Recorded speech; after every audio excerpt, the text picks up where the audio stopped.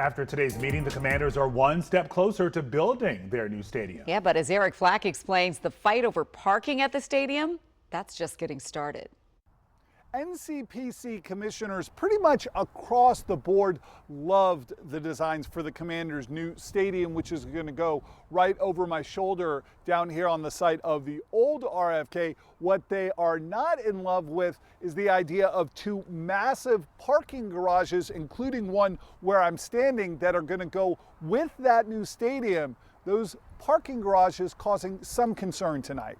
Thursday, members of the National Capital Planning Commission praised the Washington Commanders stadium design, its sweeping roof lines, its nod to monumental D.C. architecture, and sightlines that preserve views of the U.S. Capitol dome. I mean, the stadium looks beautiful right now, but as I've said previously at NCPC meetings, I have rarely, if ever, seen a beautiful parking facility. But the parking garages planned to surround the stadium are another story. Design plans include two structures up to 110 feet tall. At 11 stories, that would be the maximum allowed under D.C. building codes. The garages would be more than half the height of the stadium itself.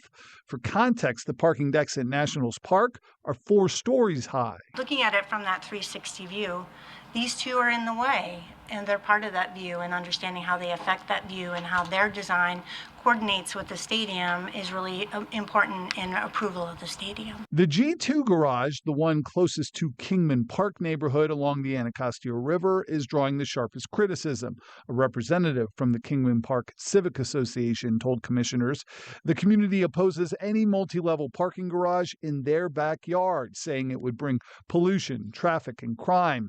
And while Thursday's vote approved stadium plans themselves unanimously, the parking garages will go through a separate approval process, with architects at Thursday's hearing noting the design plan for those garages have not even started. So I think that we have an opportunity here where we have a stadium that's really panning out to be beautiful when a lot of people didn't think we could do what we're doing there on the site. And let's see if we can make the garages maybe do the same.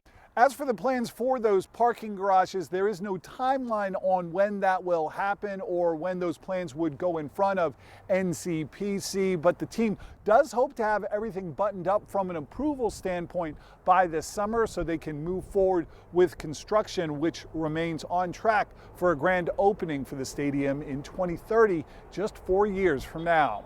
Eric Flack, WUSA 9. We're